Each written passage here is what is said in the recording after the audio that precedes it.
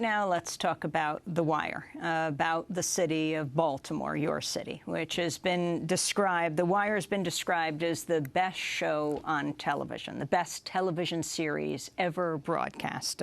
USA Today called it astounding. It was known for creatively explaining some of the most complex principles of capitalism and industry. This is a conversation between three street-level drug dealers about who's really profiting from McDonald's Chicken McNuggets. Man, this is right, yo.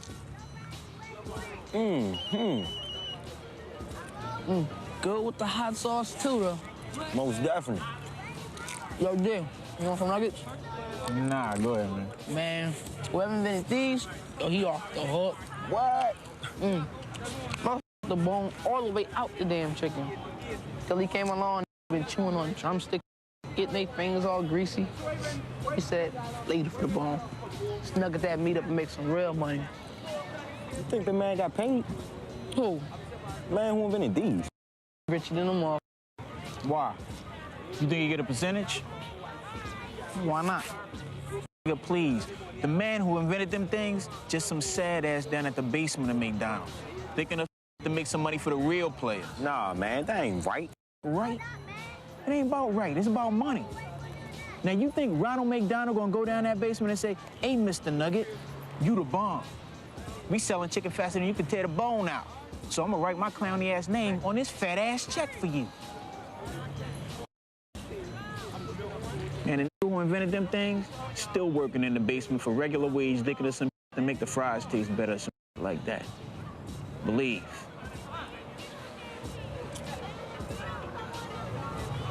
Still have the idea, though. A clip from The Wire. Yeah, that's pretty much macroeconomics. That's capitalism as it actually exists. Talk about what you're doing with The Wire. For someone who's just come to this country, knows nothing about it. I mean, he has a huge cult following. Yeah, it's hard to sort of sum up 60 hours, but if I had to put it in a paragraph, it's a city in which a rigged game is demonstrated, and power routes itself and money routes itself away from our characters. It's a critique of modern capitalism, of our unencumbered capitalism, or only modestly encumbered capitalism, as the case may be. And it's also on a more practical sort of episode-to-episode level. It's an argument against the drug war and the over-policing of the poor. And I thought if it could accomplish anything, maybe it could get an argument started about the drug war, because having covered it for most of my time as a reporter, it was probably the biggest issue I covered. There was nothing about it that was functional. It was the most dystopic policy. Everything it claimed to try to address in terms of illegal drug use or what the bad that drugs do, it had very little effect on, and instead it became a war on the poor. And I didn't believe that at first. I came to it sort of innocently as a young reporter, but by the time I'd finished covering it and written the corner and done the work I'd done, I was unalterably against it as policy. So it was a critique of the drug war specifically, but overlaying that was an argument that we've created almost by will these two separate Americas, and the economic rules that we apply to one don't work in the other, and we know that, and we're comfortable with that. You talk about two different Americas. You say your country, America, is a horror show. You've been quoted as saying that. In terms of, my country's a lot of different things. I'm not speaking of the entire, I'm an American. I wish to affirm as an American. But economically and politically and socially, the fact that we are these two separate Americas traveling distinctly different paths. I live in Baltimore. I live in a city that I love. I live 20 blocks away from the world of The Wire. And, just on a level of violence, my chance of being murdered in Baltimore, being white, is the same as if I was living in Omaha, Nebraska right now. Same. It doesn't matter that I live in Baltimore. I live in, downtown Baltimore. It does not matter. If I was a black male between the ages of 16 and 45, I think homicide would be the second leading cause of death it's the outcomes in these different places that are so predicated on the economic privations and on lack of power and the fact that the entire industrial base which used to support my city has moved elsewhere and is not part of our economy anymore. And what remains behind, the sort of vestigial service economy, it serves some of us, and it doesn't even reach. It has no remote connection to the lives of other of us. So we're building these two separate societies in incredible proximity to each other. It's amazing. I wanted to go to your meeting with President Obama at the White House after he praised your work on The Wire, saying it was his favorite television show. President Obama discussed the fallout from the U.S. crackdown on nonviolent drug offenses. Consequence of that was this massive trend towards incarceration, even of nonviolent drug offenders. And I saw this during the period that you were reporting and then starting to write for television. I saw this from the perspective of the state legislator, this just explosion of incarcerations, disproportionately African American and Latino. Yep. And the challenge, which you depict in your show, is folks go in at great expense to the state, many times trained to become more hardened criminals while in prison, come out and are basically unemployable. Right. And end up looping back in. Permanently a part of the other America. Exactly. They can't be pulled back. Nobody incarcerates their population at this level. Right.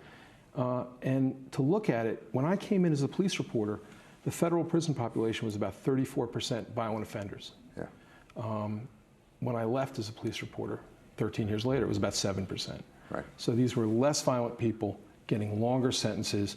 Of course, there was the elimination of parole and good time, and all you had was good time.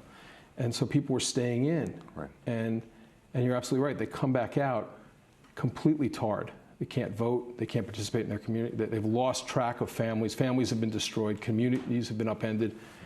And if it was this draconian and it worked, then maybe we could have a discussion that said, what we're doing is working. Yeah, it's terrible, and we're losing a lot of humanity, but hey, it's working. Yeah.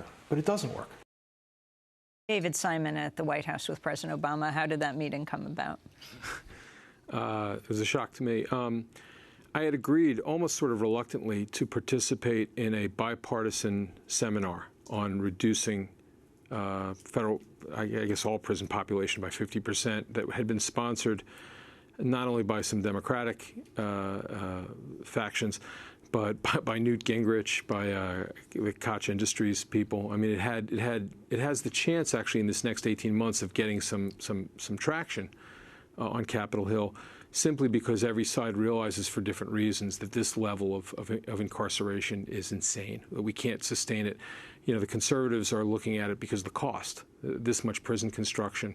We've been led so astray by the privatization of the prisons and the prison industrial complex, and by the drug war, that even some conservatives are getting off the train now, and they're willing to give the Obama administration the victory because it's a lame duck. It won't extend to the next. They're willing to let it happen now.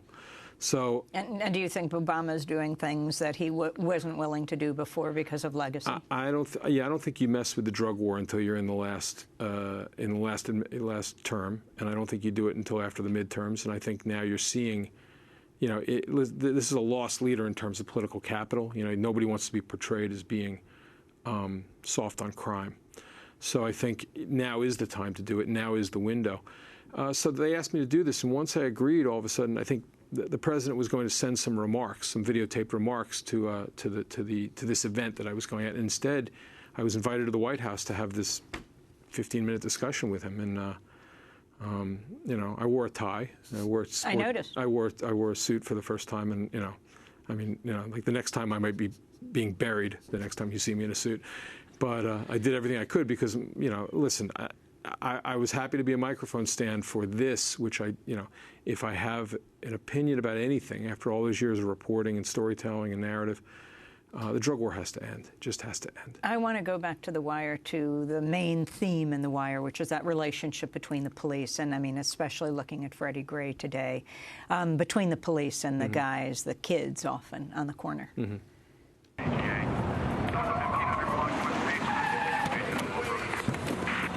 on the wall.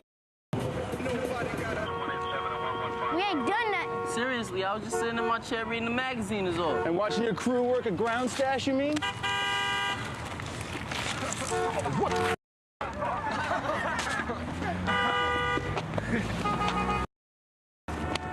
You're all still taking a charge for this, you know that?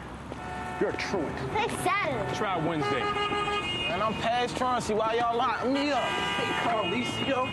Officer Colicchio, Berg. We need to block every lane here. Hey, shut it down. It's a police operation here. Let's get back to your post. Let's back these vehicles up. Excuse me, officer. I'm not telling you again. Tony, calm down. Officer, if you could just move your car forward just a little bit, I'm gonna get right down the road. Calm down.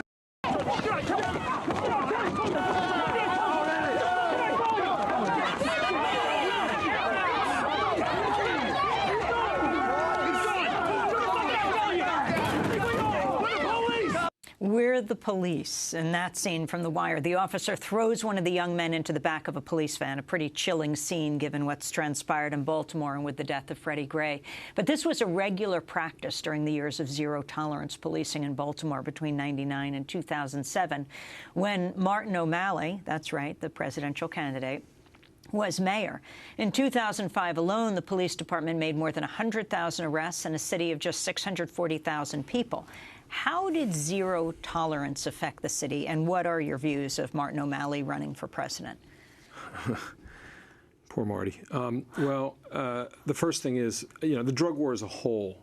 When you fight a war, you need an enemy. If you're going to go on a war footing, then you have an enemy, and that's what the drug war did. It basically took there were always fundamental problems of policing in the inner city between the Baltimore Department and communities, but there was at least some basic code of logic as to who went in the back of a police van.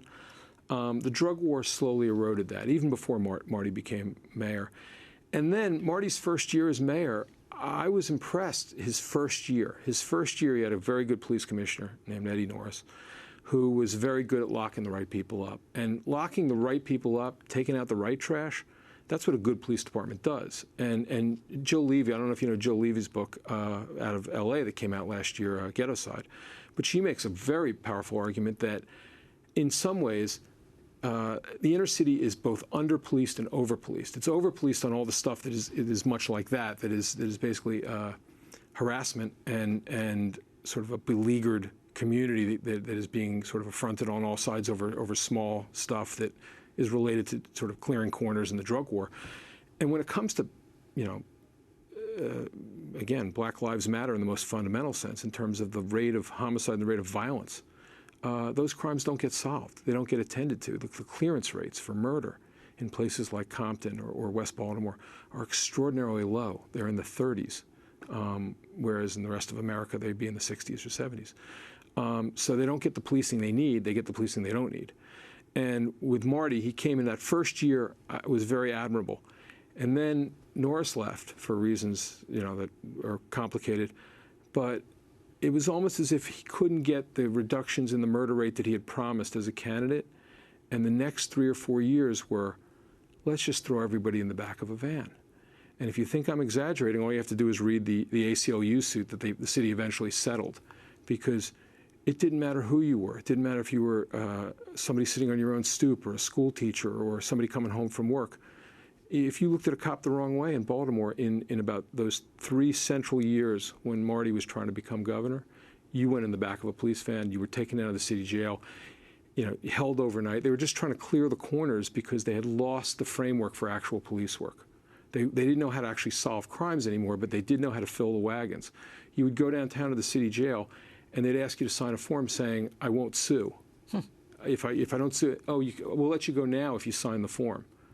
But if you don't sign the form, we're keeping you for longer until you see a court commissioner. So your sense of him running for president? We have 5 seconds. Well, listen, he's done some things I admire, gay rights and ending the death penalty. But, the notion that he reduced crime by doing that is just a lie. David Simon, I want to thank you for spending this time. Journalist, television writer, best known for creating the HBO series The Wire and Treme. Now his latest project, Show Me a Hero, on HBO. That does it for our broadcast. I'm Amy Goodman. Our website's democracynow.org. Thanks so much for joining us.